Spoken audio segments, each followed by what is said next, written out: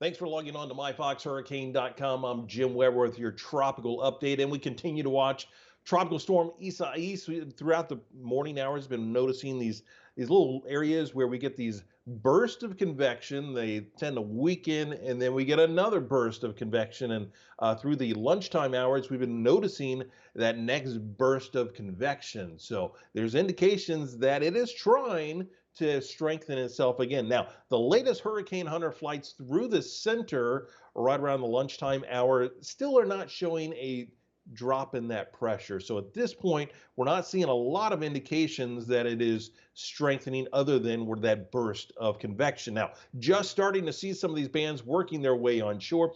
As the afternoon goes on, we will continue to see these winds increasing with some of these gusts up to tropical storm force by late this afternoon. So as of 11 o'clock in the morning, 30.7 north, 80.1 west. Top winds right now are at 70 miles an hour. It's moving to the north at 13 miles an hour. So it's going to continue on that north and northeasterly track. Looks like it makes landfall sometime this evening, somewhere across South Carolina up into North Carolina. Then it's pretty interesting to watch how quickly this system races onto the northeast.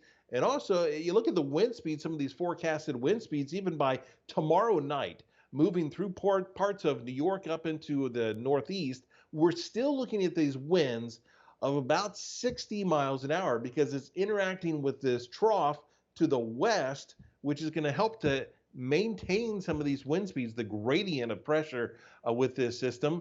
So still some very gusty winds moving up into the northeast, that heavy rainfall as well. You look at the wind speeds where you see that yellow shade, that is tropical storm force winds moving on shore and then racing up into places like Maryland, up into Delaware, New Jersey, and then up into the northeast. Vermont and New Hampshire, up into Maine, could be looking at some tropical storm force winds as it races up into the northeast by the time we get into the middle of the week. Now, right along the coastline, as it makes landfall, we're looking at that storm surge between about 2 to 4 feet, so it could be some issues with that, and certainly some of the heavy rainfall with this system up across the Carolinas and then racing up into the northeast. Otherwise, we're looking at that big view across the Atlantic. One other area that we're watching, this is moving to the north and west. This trough of low pressure between about a 40 to 60% chance that we could see some development with this over the next several days. We'll keep you posted on all of this right here on myfoxhurricane.com.